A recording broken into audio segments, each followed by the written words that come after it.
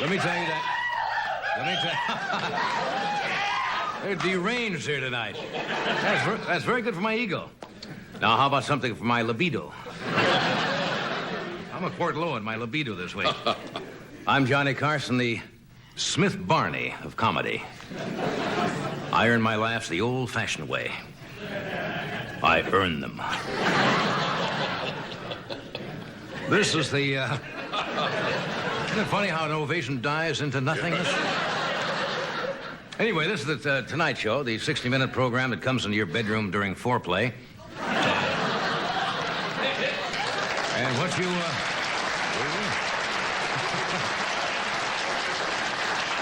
And what you do during Tom Snyder is his problem.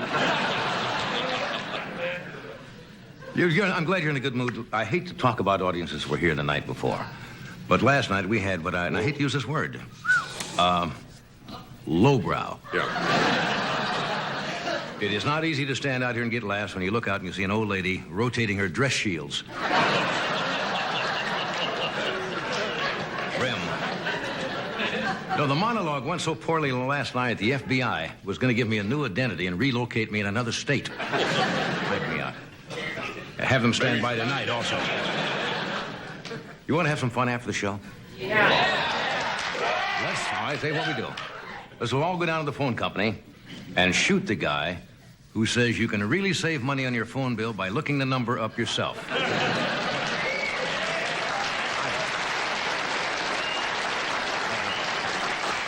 There's some good news and bad news for you tonight. The good news is that President-elect Reagan says he's going to reduce government waste, cut federal spending, lower inflation, raise defense spending, and cut the federal budget. Now, the bad news is he can't do it unless he's booked on Fantasy Island.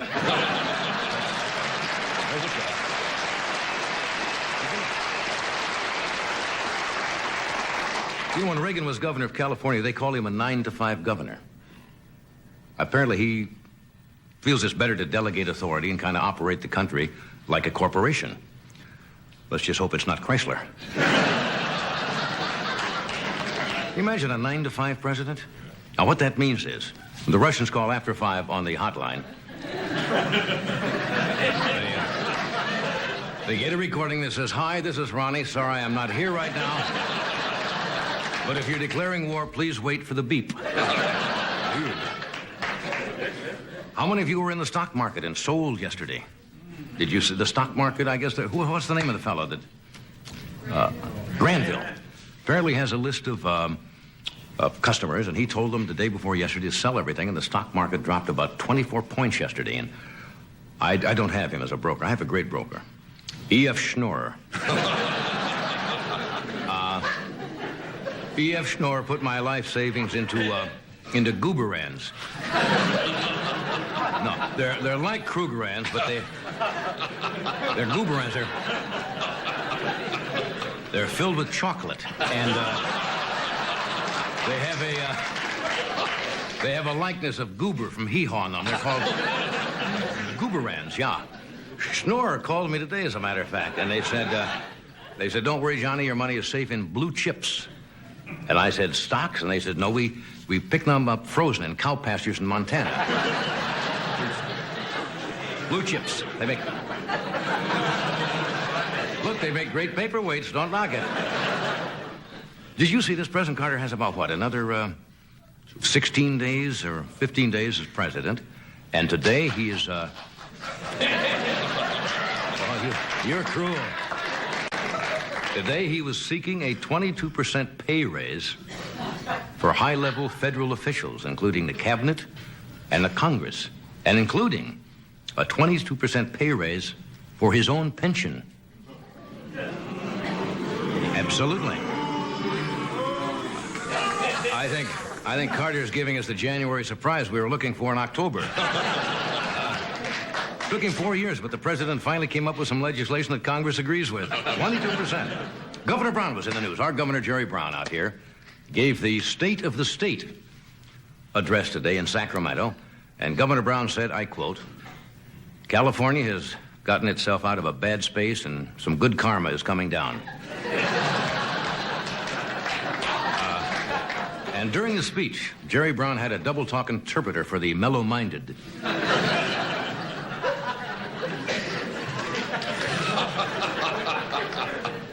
You don't hear much about our lieutenant governor these days, do you? We have Lieutenant Governor Mike Curb out here. Reason you don't, because Jerry Brown is in the state. When he's out of the state, Curb takes over. Curb hasn't been doing too much lately. What he's trying to do, he's trying to sell President Reagan's home in Pacific Palisades to Debbie Boone. See, he used to be in the record business and handled...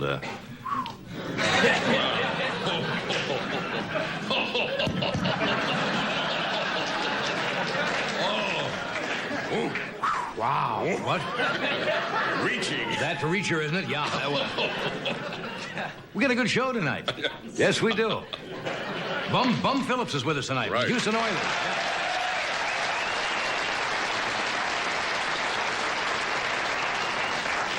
Bum, as you know, was let go by Houston, but he's gotten 2 job offers. One to coach New Orleans Saints or become the head of programming at NBC. And McLean Stevenson is on the show tonight.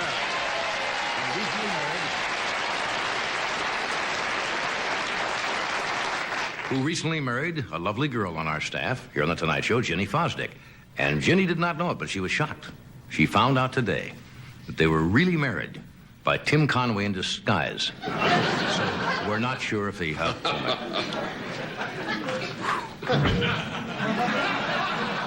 You don't put your horns up yet. I'm not finished. No, yes, You are.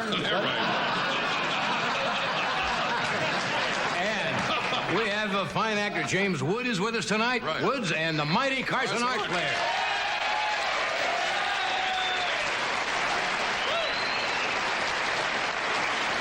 But first, do I do this first or do I? No, we're waiting for you. I just don't feel it tonight. Don't do it. You've got to do it. Why? Well, because America is waiting for it. Plus, it's money.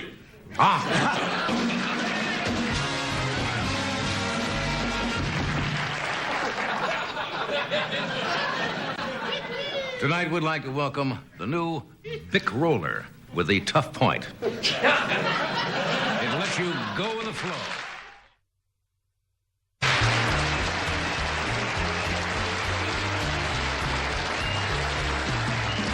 Okay, my first guest tonight. Later on, Bum Phillips, James Woods. Later on, the mighty Carson Art Players are going to present a spokesman for the insurance companies of America on the show. But my first guest is McLean Stevenson, and as I mentioned, only about, a month ago, he, this would mark his wedding anniversary. Married Ginny Fosdick of our staff, who's a lovely gal. Would you welcome McLean Stevenson?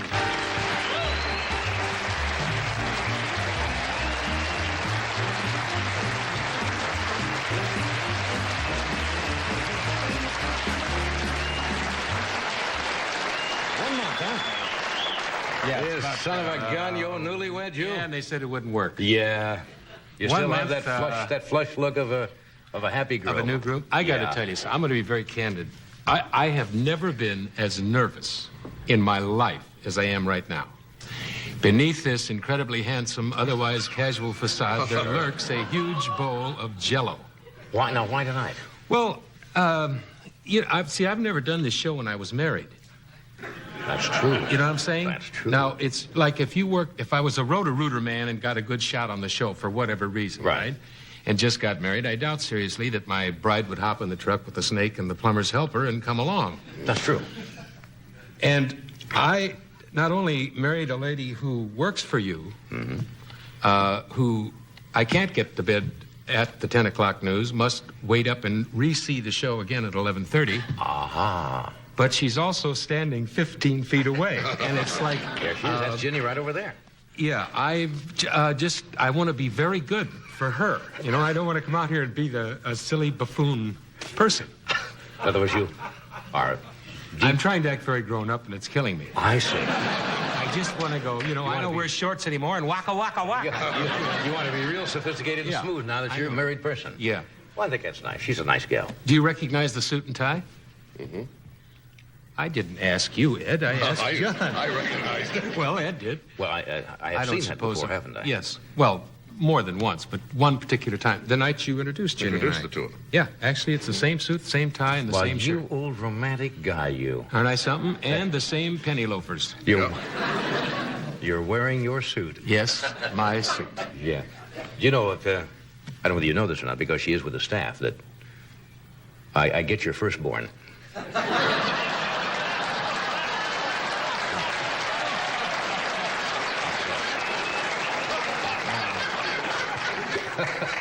No, I didn't know that. Well, look, Certainly now- looking forward to that, though, at my age. Oh, of course you Be are. 87 years old playing catch with a 12-year-old kid at your house. Now, you've been single for quite a while, and there are adjustments when you get married. You get used to a certain standard of living. You kind of come and go as you want to, and all of a sudden now you're married. Have you made those little adjustments that one must make when one gets married? I feel like I'm I mean, talking you to don't- my dad or What something. I'm saying is, what I'm saying is, you don't go trolling in the bars anymore. No. You're not going, "Hi, how are you?" No, certainly, and I thank heaven those days are over.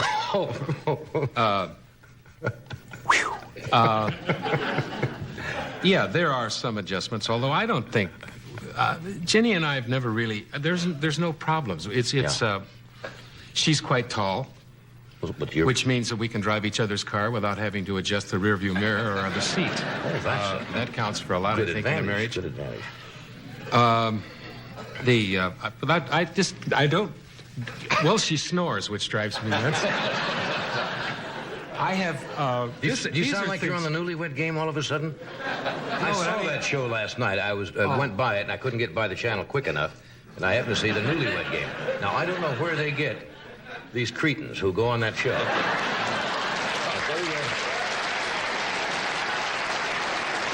But they will say anything about their spouse, the most embarrassing thing in front of television. Yeah. You know, to win a set of luggage. Part of your body do you admire best about Fred? And the MC goes... Then she holds up her placard and says, his knees. And he goes, my knees! I mean, these are really brilliant people they got there.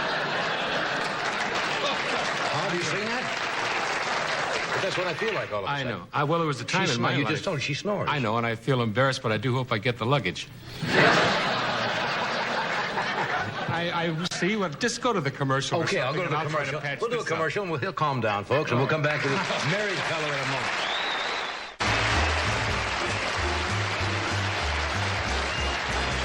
We're talking with the newlywed McLean Stevenson from Los Angeles.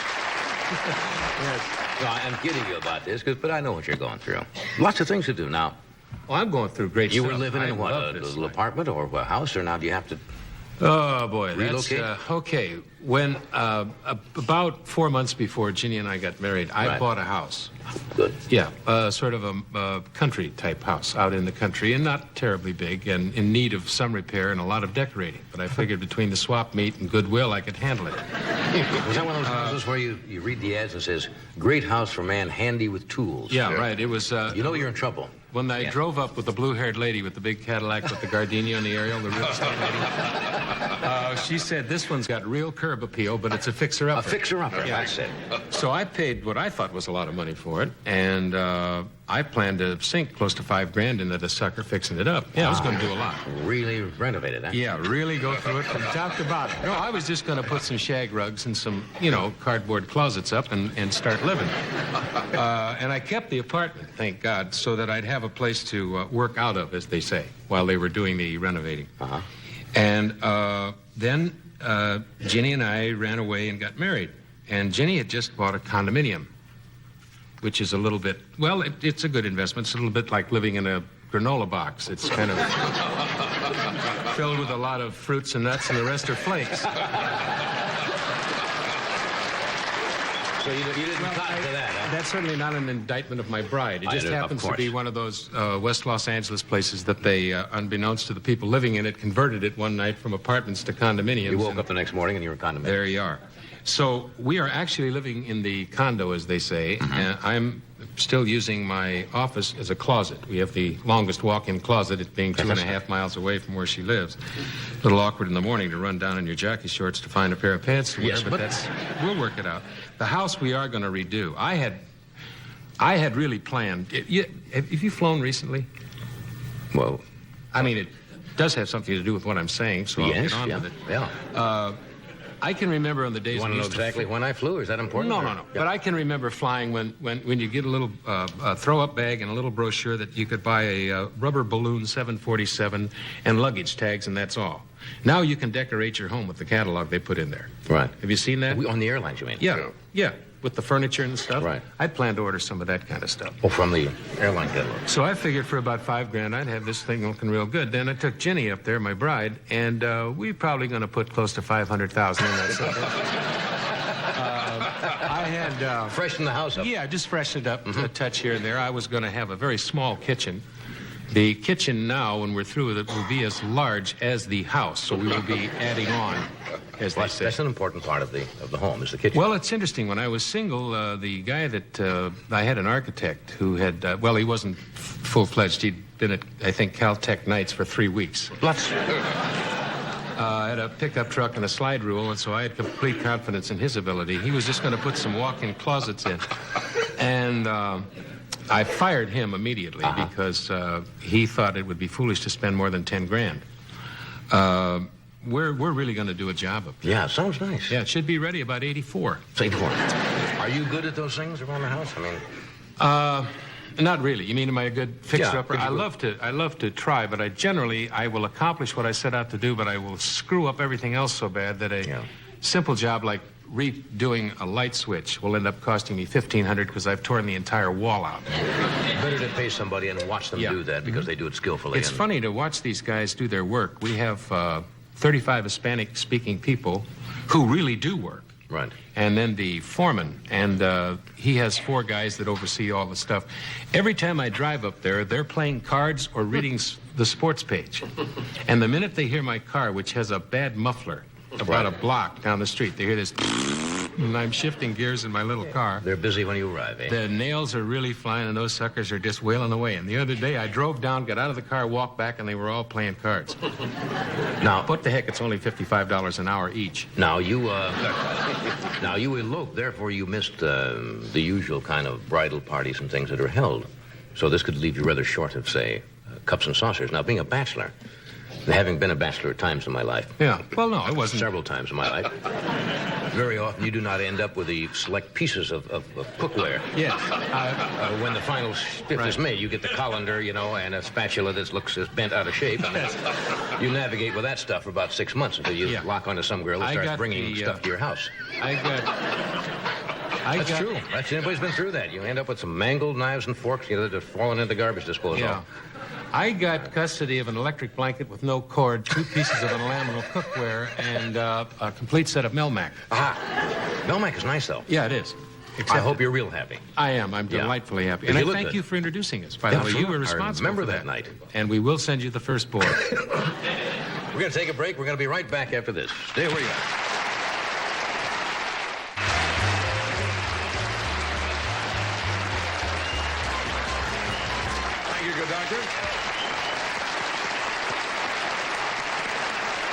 The insurance industry is a frequent target of criticism because of what is seen as bureaucratic inefficiency, a hard-nosed attitude of local agents whenever policyholders inquire about a claim. The Tonight Show has invited a representative of the insurance industry to respond to these charges and to explain company procedures. We switch you now live to the headquarters of the Insurance Industry of America and its spokesman, G. Walter Schneer.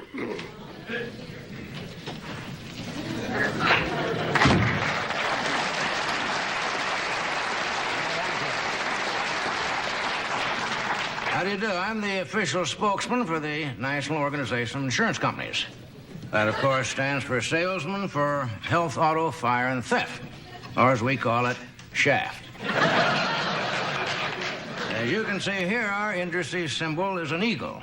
And you know what he's clutching in his mighty talons? You.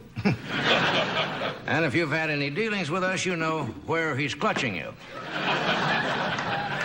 Now, many people say we're greedy, unscrupulous, incompetent, and uncaring. Well, I'm proud to say tonight that we're all of those things and more. Let's face it, you can't make any money by giving it away. Just look around. Who owns the tallest buildings in every major city? It ain't Mother Teresa. Often people ask me to translate insurance terminology. They say, Mr. Schneer, what's the difference between assigned risk, whole life, double indemnity, and no-fault decreasing term liability? Let me put it this way. We don't know. Now, much of your insurance man's busy day is spent answering personal correspondence with policyholders and trying to meet their individual needs. For example, here's a letter right in front of me from a 91-year-old lady from Lake Delco, Florida, who says she has a whole life policy. She's paid $58.19 a month, every month, since March of 1909. Now she wants to redeem her policy for its cash value. That's a smart move. Our payment department has computed the cash value of her policy, and I'm going to send it out to her today. Right there.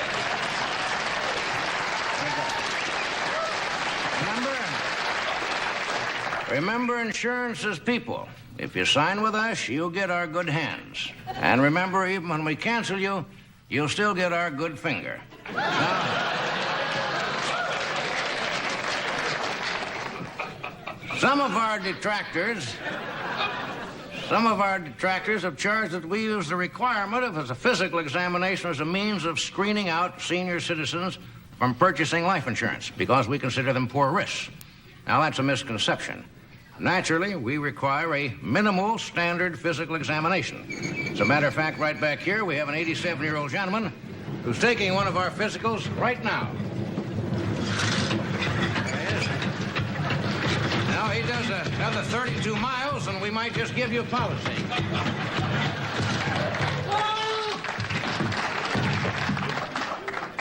Excuse me just a minute. Well, it looks like he's beneficiary city, as we say in the insurance game. That's tough luck. Another 31 and a half more miles, and he would have had our policy. At poor risk rates, of course. Now, you may be wondering, and again, you may not, but you may be wondering, what happens if you get in an automobile accident? How do we go about settling your claim? Well, let's take a look here at our claims adjustment simulator, and we'll reenact an actual case from our file. Now, Mr. Lyle Cernute of New Voyer, Pennsylvania, signed up for our blue ribbon coverage. That includes collision, theft, uninsured motorist, and medical. What we in the insurance field call the works.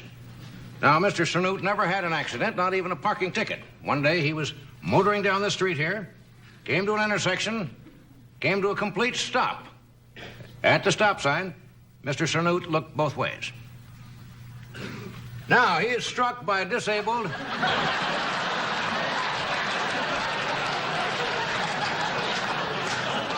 He's struck by a disabled 747.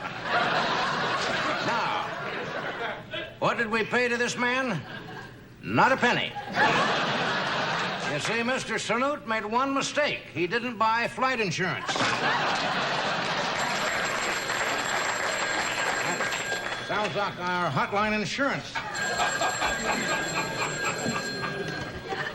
Hello, if you got a piece of the rock... Don't you slow down. You say you're calling from clear across the country in Bangor, Maine.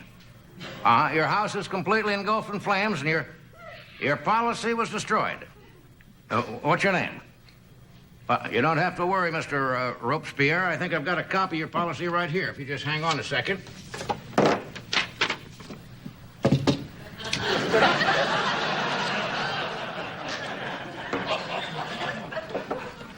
Robespierre, I think I got some bad news for you. Yeah, seems like a spark from your roof just blew in our office. Burned up your policy. We don't have any record of having any dealings with you at all. Well, I'll let you get back to your garden hose. Right. Ciao. Now, one way...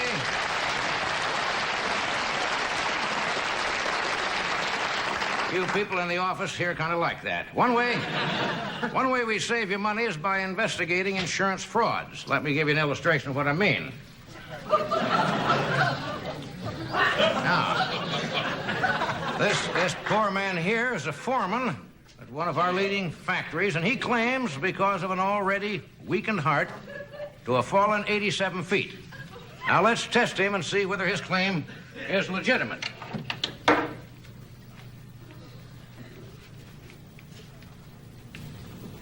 Well, now the heartbeat is a little weak. Let's check that out. Yeah!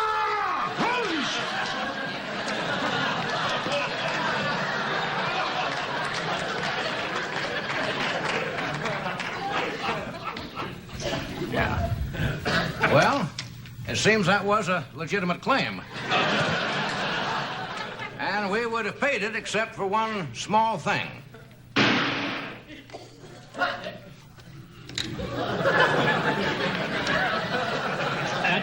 That was a suicide. Nobody likes a quitter. You'll have to excuse me. I've got a busy day ahead. I got a lot of policies to counsel. Hope I've been a help to you.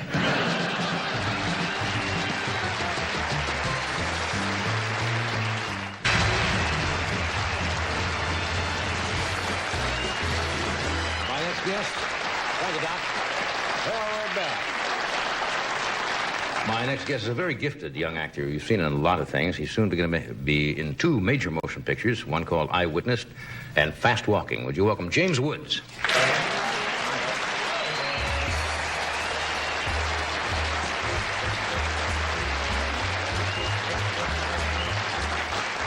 Good to see you again. It's like a theme show. We all got married recently. I didn't know that till today. Yeah. They said, McLean's on, and I said, yeah, he married Jenny about a month ago. Then they said, you are recently married since we've seen each other. Yeah, for 4 months. Yeah, I can give you a lot of hints. I'm an all-hand at this stuff. I was just talking to Jenny backstage, and she said, look at that ring on you. It's so big. And I said, yeah. I said, she wanted to stick a Michelin tire in there so nobody got any ideas, And she said, I got the same thing, and look at his. Look at this thing. You kidding me? It's like the dew line. You both are wearing...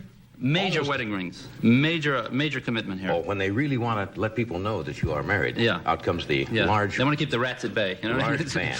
Has this changed your life a lot?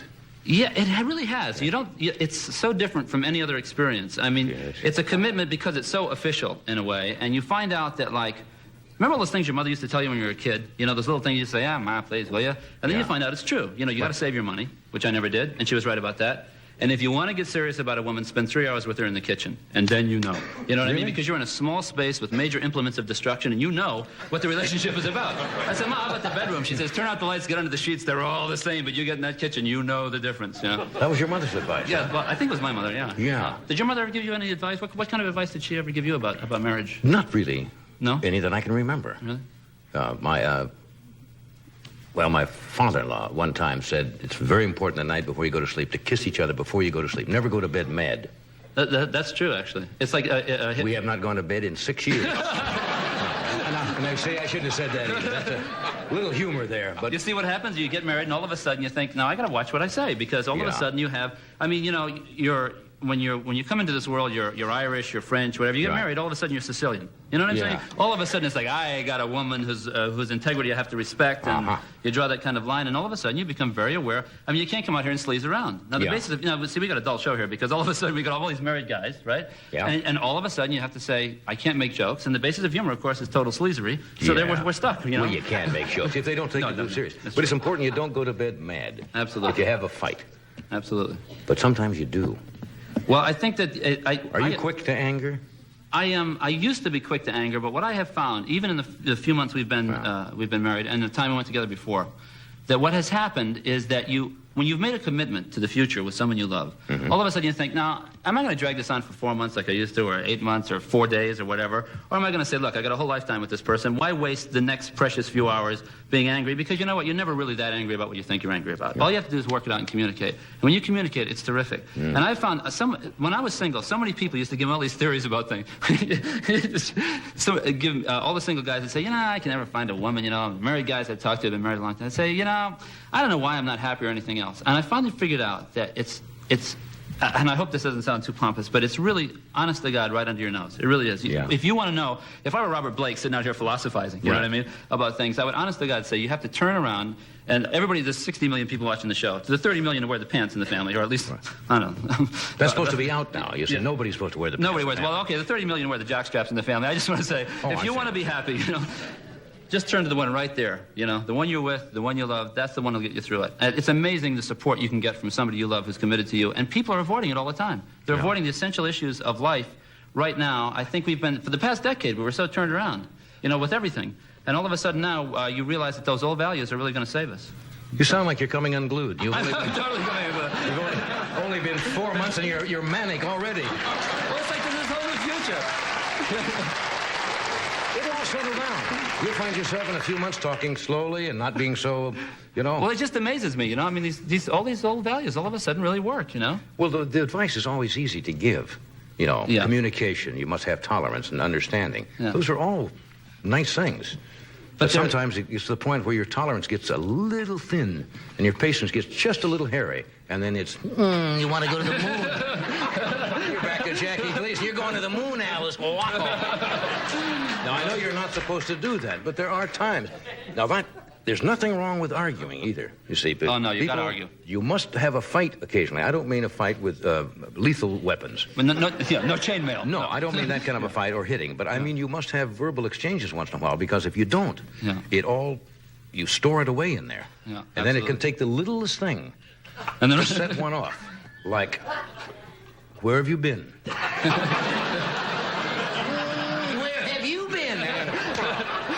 Excuse me, I just knocked my watch off there. I don't know why I'm giving you this advice. It's not worked well for me. I'm being realistic. So you're still in that honeymoon stage where everything, Yeah, but it's spreading out to the rest of my life. I'm back to simple values. I'm subscribing to the Whole Earth catalog. I've decided this is it. Enough's enough. I want to buy a tent, live out in the woods. That's it. The simple values of life. You know all the stuff that's been going on. I can see my wife in a tent out in the woods. I think I saw her in a tent. No. Can you see Joanna in a tent out in the woods? Yeah. Wow. Yes. With a Cuisinart and a little generator in the back. Red and green striped tent sitting out there with a... Now, I'm gonna pay for that. I know I'm gonna pay for that when I go home. See, my wife has a good sense of humor. She knows I'm in the humor game. And things that I say here, she will say, I know you did that to get a laugh, and you mean nothing against me personally, and it's gonna cost. That's not what she just said in the green room, actually. She had quite a different view of things, What do you do if you get angry? Do you just walk away? Because I'm an actor and because emotion is my game. That's right. And because I tend to get a lot of words into a little space. Yes, you do. Because you only ever give me one segment, so I've become, It's the same thing tonight, so get them all in there. I get practice. I just sort of say a lot of things that you can't say on TV, so there's no point in telling you anything about this. And then she says them all back and then punches me. At which point I kind of... And she punches me hard. I have this whole theory about getting bone cancer if you get punched in the same space all the time. Of course. And then that sort of sobers me right up, and you start to think again, You start to think when you get married somehow, because you got somebody else to think for, That's right. And also you get it back to you, and you say something before you used to say it to yourself, and there was nobody to correct you. And then they'll say it back to you. Yeah, and then they say it back to you, you go, but that sounds ridiculous. She said, well, that's what you just said, so, straighten up and fly right, kid. It seems like it's working out very well so far. Have you had a fight yet, McLean? Well, we had a fight. No, I don't mean you two. No. I mean... Not a good one. I have not met my in-laws. And, you haven't met your in-laws yet? Well, no, I have always contended that a man without a mother-in-law is like a polar bear without a set of golf clubs.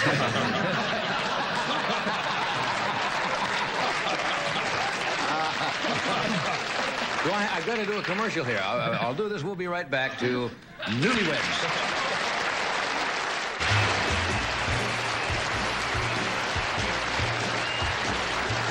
My next guest is one of the... I'm glad he's here tonight, Bum Phillips. He's one of the most outstanding and colorful coaches that the NFL has had in years, and Bum Phillips did a remarkable job the past 3 years for the Houston Oilers. He brought the team into the playoffs 3 times, and his dismissal last week came as quite a shock to everybody.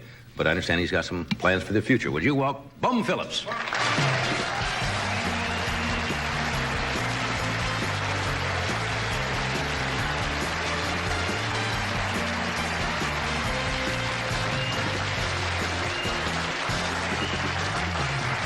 New Orleans, right. Good to see you. Now, before we start talking, Bum, we had Craig Roberts, a sportscaster, I guess, from our NBC affiliate in Houston, called this afternoon, the station, saying that Mrs. Phillips, your wife, had called him and would like Bum to call home because she doesn't know when he's arriving in Los Angeles, where he's staying, or when he's leaving. I usually take her with me because see. she's too ugly to kiss goodbye.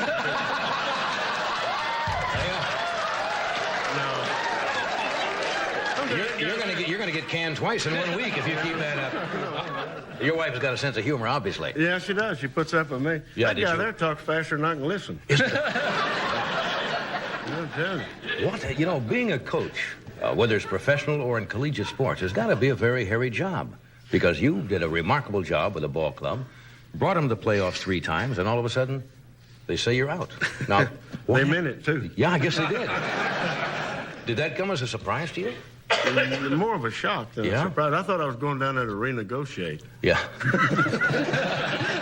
It didn't work out that way, but you know that's life. That's the owner's prerogative, and I'm not bitter about it.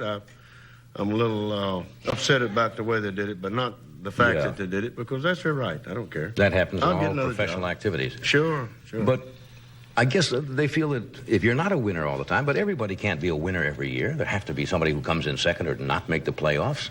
There's just 2 kinds of coaches. Yeah. That's them that's been fired and them that's going to get fired. And I've been both. Yeah, I suppose during the season you never know exactly where you stand, right? Not unless you're on top. Yeah, unless you're on top We're all the on time. top. No, you did a remarkable job with the club, though. We were pleased with them. They had John. some really sensational games. Have you made any plans yet? I read in the sports pages today that there was rumors you might be going to the Saints or talking with them. I talked with John, and you know, obviously I would like to have the job, but obviously he's the owner. Sure. And you got to go through the owner. And we've had a lot of conversation about it, and I think we can get together, but it remains to be seen. They've still got some more candidates they're going to interview for the job. And is it more of a challenge for a coach to go in and take a team that has not done well? I mean, every coach would like to go in and take a team that, is right on top. But to rebuild a team would be a challenge, I would think, for a coach. Yeah, that's why I think Don Shula is probably the best football coach that I know of. Yeah. He took Baltimore coach and won with them, then he went to Miami and he won with them. So we won this year and last year and the year before. I'd like to have the challenge of trying to make it with another team. I'd like to see if I can prove it twice. There's a lot of controversy about should they have instant replay. The fans at home sometimes get a better look at a play than the people there at the game because they shoot it from 3 or 4 angles. Sometimes they play it so many times that they should stop. Yeah. And you will see calls. I think all in all the officials do a fairly remarkable job I do too. of I really making do. the good calls. Yeah, I don't. And wouldn't the instant replay slow the game down? Everybody could say on every call, Probably. let's play that again, and it would consume. The problem with it is you had the shot showing the guy going out of bounds, whether his feet was in or out was immaterial. But over when the play started, you'd have a guy holding. Right. Now, do you call this one and call it back, or do you go back and penalize them for holding that you didn't see, the officials didn't call? Right. There's a lot of problems with instant replay, but, if it helped me win a game, I'd vote for it. Yeah. Anything, huh? Yeah. Somebody said that your mother gets upset if she thinks you're using bad language out there. I guess one never gets away from his mother, right? Does she get upset if she thinks you're being a little abrasive? Yeah, I made a little statement in the Dome last year that she didn't approve of and told me about I it. remember that. They had that on... I just thought it was a good thing to say, Hell, there's 70,000 people there. They wanted to hear something positive. They didn't want to hear say we're going to try harder, so you said I told them we're going to kick the door in. And you called the door very specific terms, what kind of a door it was, right? Yeah. And you heard from Mom, huh? Oh, yeah. Immediately. I was reading a small book of things you've said before, and you said something about one of the toughest jobs of being a coach was telling a player that he was cut or was no longer going to make the team, or his skills had diminished, and you had to let him go. That must be tough. Yeah, because you're not only cutting a player, you're cutting his wife and his family, his kids, and everything. You're cutting his whole life out, and that's what makes it so doggone difficult. Right. And that's why I felt like it was so important that when it come my time to get cut, that I take it the same way I expect a player to take it. Right. Yeah. Well, that's good philosophy. It's a tough business here. It's a tough business. You must have an understanding wife because you travel a lot, and when you're coaching a professional team, or even college, I guess, you spend tremendous amount of hours away from home, watching game films and so forth. Is she pretty understanding on that score? Yeah. You like which one? Does she travel with you when you go out? No, she doesn't travel with us a whole lot because it's so much business. You get to a town, and by the time you get there, you got a meeting plan, you got to practice, and then you come back and you have a supper, and then you have a team meeting, and then it's bed check, and then you get up the next morning, and it's chapel service, and first thing you know, you're playing again, and it's just not really a good opportunity for a woman to travel around and be with her husband. So if she can just go sit in the hotel room, she like that, well, it'd be a hell of a trip. Right. It's always picky, right? They want to go out and have fun. Don't want to sit in that room.